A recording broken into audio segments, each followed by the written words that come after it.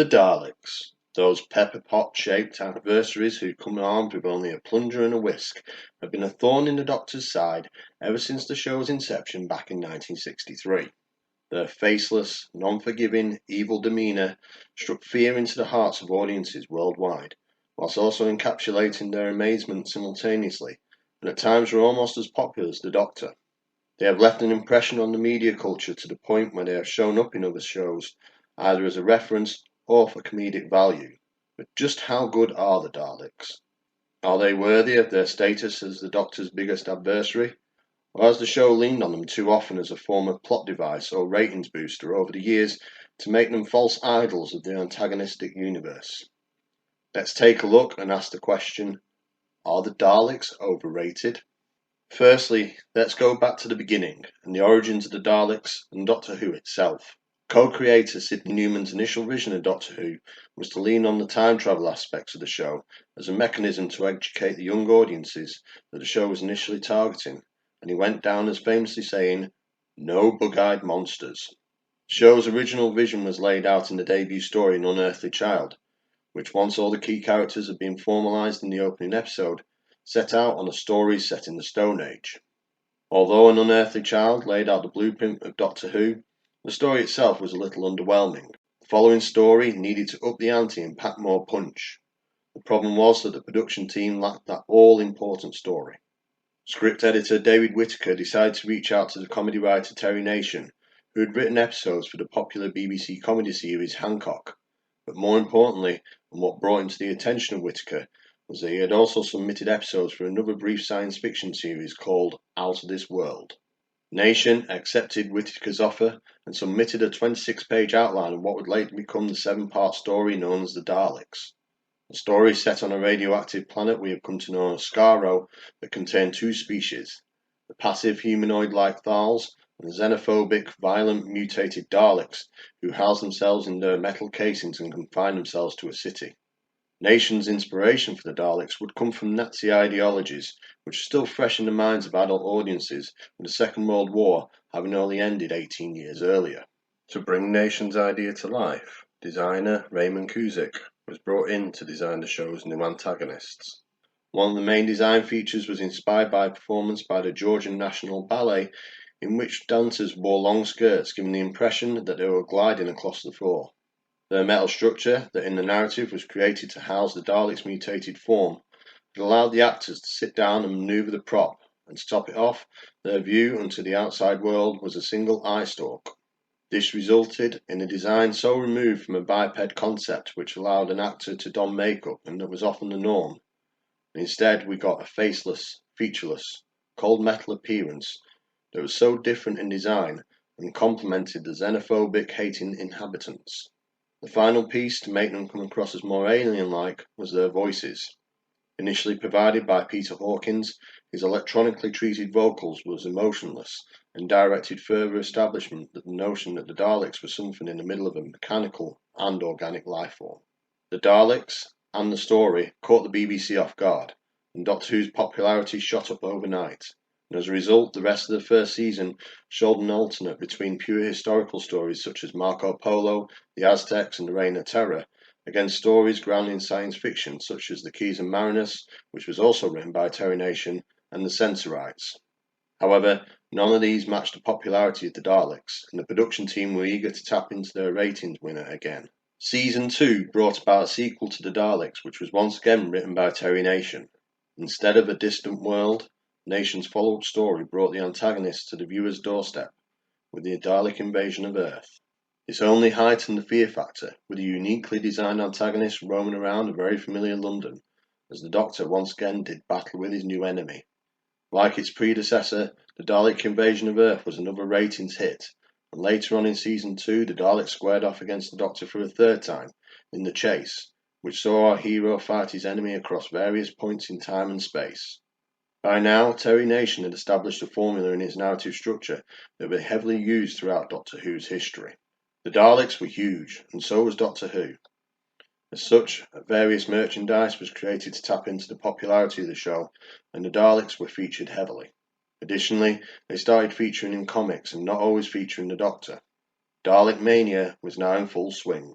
Fortunately for Terry Nation, he managed to retain the copyright of the Daleks rather than the BBC, which not only made him very rich, but also gave him the freedom to take his creations potentially beyond the realm of Saturday night television that Doctor Who was housed in. In 1965, the Daleks found their way onto the cinematic screens with Doctor Who and the Daleks, which was an adaptation of their debut story. Famed horror actor Peter Cushing took the title role of Doctor Who in a film that was treated as separate canon to the show. The film also spawned its own sequel the year after with a cinematic adaptation of the Dalek invasion of Earth, and although the films developed a cult following, they never reached the expectations initially conceived for a film format. Terry Nation was not to be deterred though with his plans. Back in the realms of television, the Doctor Who production team laid out their most ambitious story to date. Firstly, there was a single episode Dr. Light story, Mission to the Unknown. This would act as a prelude for the 12-part epic The Daleks Master Plan, which was co-written by Terry Nation and another regular Doctor Who contributor, Dennis Spooner.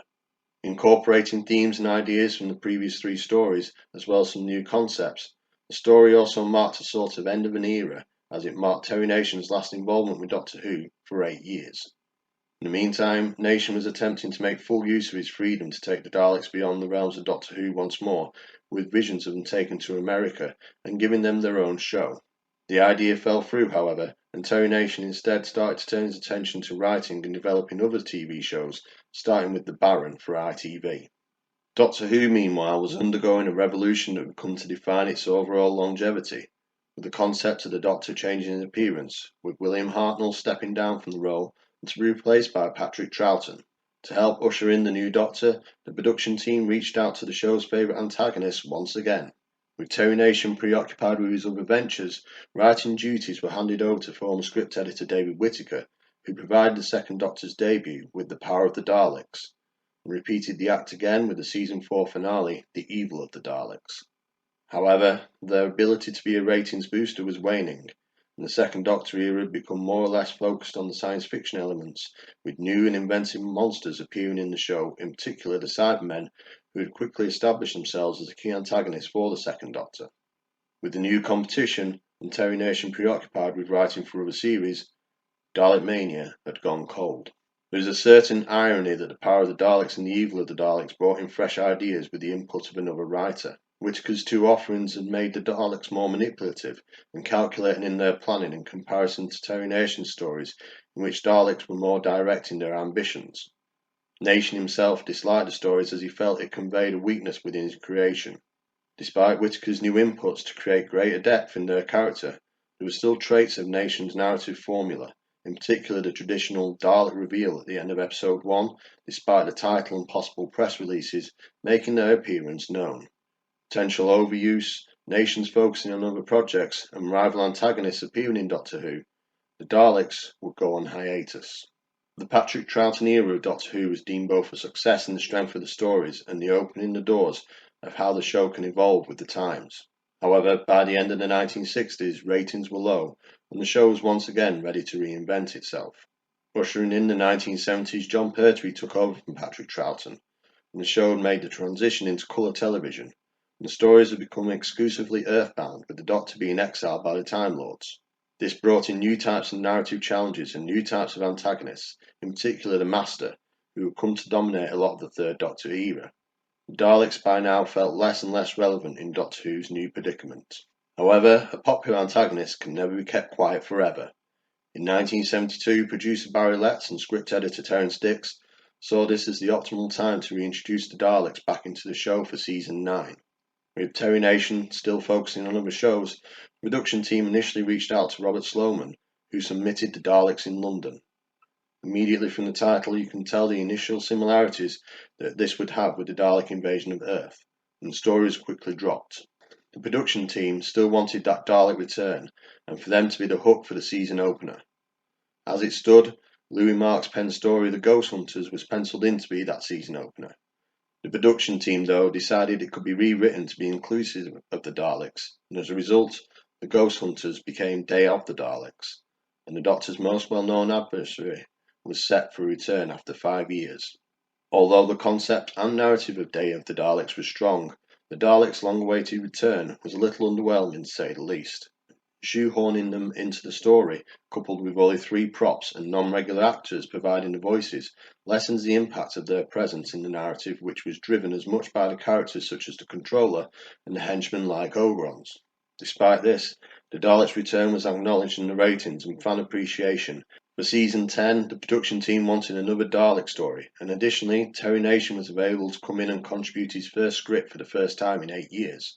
The end result was Planet of the Daleks, which followed immediately after the events of A Frontier in Space, in which the Master and the Daleks were revealed as co-collaborators. Whilst Planet of the Daleks feels more like a Dalek story compared to Day of the Daleks, you can feel Terry Nation's 8-year absence from the show in the narrative, which is in the end a rewrite of their debut story back in 1963, which once again highlights limitations of Nation's handling of the character in an evolving Doctor Who landscape. Popularity of the Daleks was still strong, and the production team were adamant of using them for the 3rd consecutive season, which was to be John Pertwee's last. Nation submitted a story that featured a species known as the Exelons and a forbidden city that drained power from passing ships, as well as the Space Marine Corps attempting to stop the spread of an intergalactic plague. Like with Day of the Daleks, the production team saw this story as an opportunity to shoehorn the Daleks in once more into the narrative, only this time with Nation on board. The end result was Death to the Daleks, which, although holds an interesting concept of the Daleks having to make alliances due to their weapons failing, still uses the same narrative formula from earlier entries. The 1970s Dalek stories so far felt underwhelming in comparison to the 1960s pomp. Their popularity, though, was still high enough with fans. Barry Letts and Terence Dicks therefore challenged Terry Nation to submit another Dalek story that was fresh and not a recycled idea, which was then handed over to the new production team Philip Hinchcliffe and Robert Holmes for the advent of the 4th Doctor era. The result was an origin story, Genesis of the Daleks, that detailed their creation and how they came to be the xenophobic, hating creatures that audiences have come to recognise over the past 12 years. The story took the Doctor on a mission set by the Time Lords to a war-torn Skaro at the height of the Thal-Khalid War, with the challenge of preventing Daleks' creation, or at least slowing down their progression. Nation reached back into the ideologies of Nazism, which was one of his initial influences of character design, and added it into the themes of war and the ideologies of the Khalid race who evolved from a mutated form and become the Daleks, mirroring Nazism and fascism ideologies in both style and appearance. The end product is arguably the greatest Dalek story ever, and the greatest Doctor Who story ever. Terry Nation finally showing how inventive he could be that had somehow become lost over the years in Doctor Who. However, as strong as Genesis of the Daleks is, its strength isn't really down to the Daleks. They hardly feature in a way audiences have come to recognise, and only really come into the fold in the second half of the story. The main players in their creation are the characters that make this story great, in particular their creator Davros, with Michael Wisher's portrayal setting out all that is evil of his mutant army under the guise of a mad scientist. Genesis of the Daleks marked the end of 4 consecutive years of Dalek stories and the end of the second wave of Dalekmania, but where the first wave came to an end with a diminishing interest in the adversaries, the second wave came about with Doctor Who finding itself amongst peak popularity of the classic era, and for once not reliant on the presence of the Daleks to boost ratings. Additionally, Terry Nation once again wanted to explore different challenges in television, but not before he submitted his second and last non-Dalek story, The Android Invasion, in late 1975. Among those of Terry Nation's non-Doctor Who contributions was the 1975 post-apocalyptic series Survivors, followed by the sci-fi show Blake 7 that ran for 4 series from 1978, both of which showcased Terry Nation's abilities as a writer beyond the Daleks. Doctor Who, meanwhile, was still under the tenure of the 4th Doctor era, and had transitioned from the gothic horror-laden years under Philip Hinchcliffe to a more light-hearted feel under producer Graham Williams, an era that didn't seem fitting for the Daleks. Nevertheless, in 1979, Terry Nation once more provided Doctor Who with a story featuring his iconic creations, along with the return of their creator Davros. Nation's script, however, fell out of sync with the feel of Doctor Who at the time, and it received a massive rewrite from script editor Douglas Adams, who filled the narrative with his trademark highbrow humour, which at points ridiculed the Daleks in a reflection of how they had been subjected to by satire by other shows based on their limited designs. The extensive rewrites displeased Terry Nation, and a year later he moved to America as a writer and producer for the show MacGyver. Despite several requests, Nation refused to write for Doctor Who again, and Destiny of the Daleks became his final contribution to the show. In 1983, Doctor Who celebrated its 20th anniversary with the Five Doctors, and it felt fitting that the Daleks should appear, albeit in a cameo appearance. The following year, though, saw their return with 1984's Resurrection of the Daleks, and with Terry Nation out of the picture, writing duties fell upon script editor Eric Saywood, who created a story with a return to a darker tone. Although Terry Nation had moved on from the Daleks and Doctor Who, he still held the copyright, which meant the BBC seeking his approval for their use. The limitations of the Daleks were fresh in the mind of Saywood, who built an underlining narrative with the Daleks that would carry on through the remainder of the classic era, with the beginnings of the Dalek Civil War, with Davros once again being at the heart of another Dalek story. In addition, their imperfections, both physically and mentally, were underlined with them working in league with a group of mercenaries led by the character Lytton, whose tactics often outperformed those of the Daleks. A year later, Saywood took his ideology of a Dalek one step further with Revelation of the Daleks, in which yet again saw Davros take centre stage as the story's central antagonist, with the Daleks acting merely as guards. Interestingly, Saywood had divided the Daleks into two opposing factions, which was alluded to in Resurrection of the Daleks, and it also introduced a new white and gold design for those loyal to Davros. Davros was, and is, one of Doctor Who's greatest antagonists, and his presence and greater character depth stole the limelight from the Daleks, which equally protected their status, but also made them feel less relevant. By 1988, the heyday of the classic era of Doctor Who had long gone, but the show was due to celebrate its 25th anniversary, and akin to the 20th anniversary, producer John Nathan Turner was keen to reach into the show's past. The Daleks became the basis for the opening story for season 25, with Remembrance of the Daleks, written by debut writer Ben Aaronovitch. With a narrative that harked back to Doctor Who's beginnings with the early 60s London setting, Aaronovitch handed the Daleks the same treatment. Eric Saywood's idea of the Daleks being split into two factions was highlighted more than ever, and with Davros taking a back seat in the narrative, the opposing Dalek factions were allowed to take centre stage in a story full of action sequences and a direct acknowledgement to the Daleks being able to defeat their own mortal enemy, the Stairs.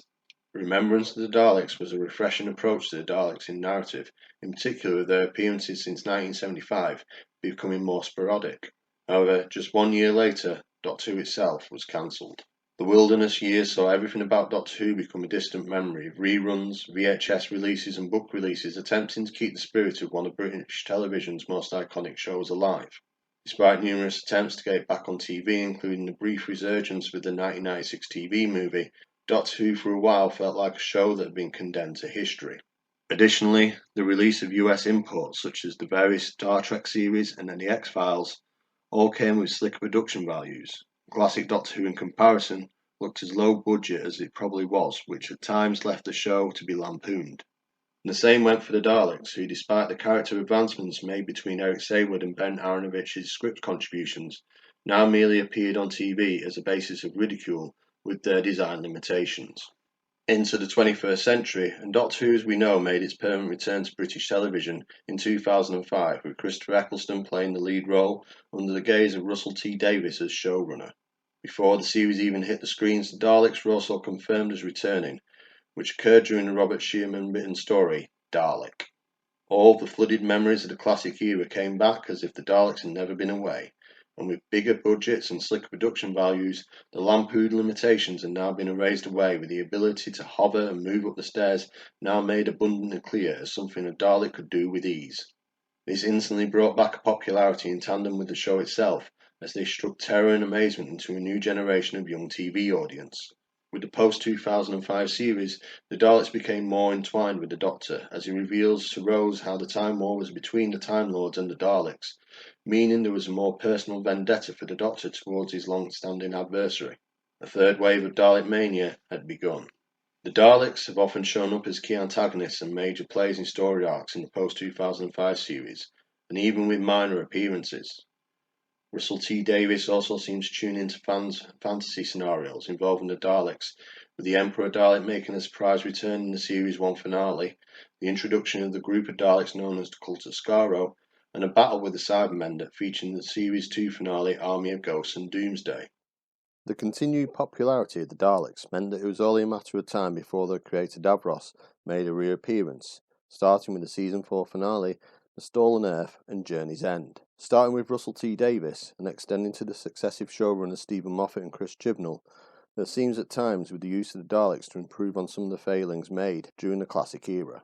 Davros's appearances have been sporadic, leaving his appearance more impacting whilst also allowing the Daleks to reclaim the limelight. The more structured history of their involvement in the Time War, the cult of Skaro, their attempts to deceive and reinvent their appearance, as well as acknowledging their own fear of the Doctor by referring to him in legend as the oncoming storm, due to him repeatedly defeating them throughout their history. Also, there was more thought process when to use them in a plot twist, when necessary, by not including their name in the titles, as was so often the norm in the classic series. Despite this, ultimately there is still somewhat dependence of their usage within the show to this day, as not only the ratings winner, but also to establish a rites of passage for any incoming actor or actress playing the role of the Doctor by having the Daleks feature very early on in their tenures. Nevertheless, their popularity has never waned, and there is a varying degree of excitement still when they appear. So, going back to the question I posed at the start of the video, are the Daleks overrated? In my opinion, no, but I do feel they have been overused throughout the series since their debut, and I also think that their overuse has led to lazy or formulaic writing over the years.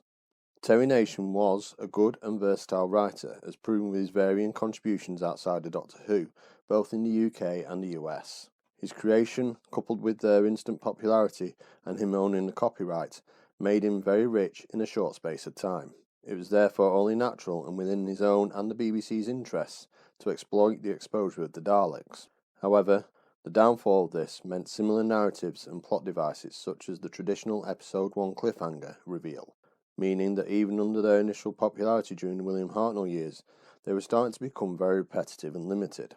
It is ironic that it took another experienced writer, David Whittaker, and to a point Dennis Spooner, to start adding more dimensions to their character and allowing the stories they are featured in to become more inventive.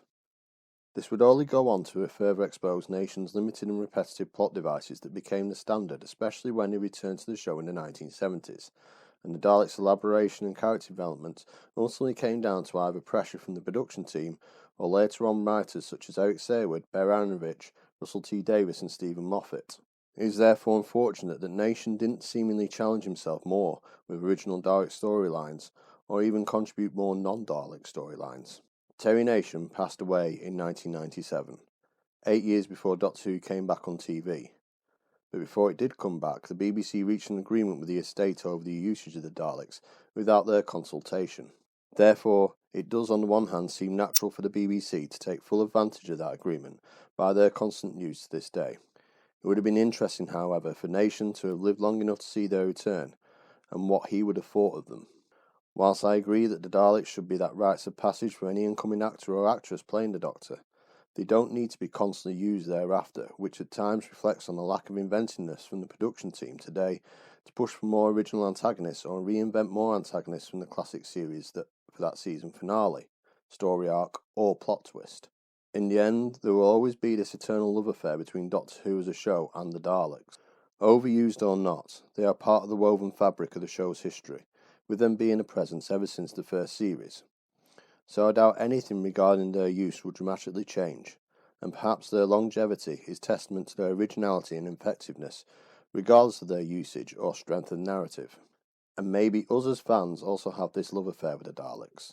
Despite my own personal irritations, the announcement of a Dalek story or their shock reveal will always catch my own attention, as will others, and in the end, their stories will always be a talking point for better or for worse of any season or tenure in Doctor Who. So, long live the Daleks, but maybe the phrase absence makes the heart grow fonder should be more relevant to them. As ever, I am always open to hearing your opinions in the comments. If you are curious to know more about the Daleks through the years, then I suggest you take a look at this video here. As for now, it's the end, but the moment has been prepared for.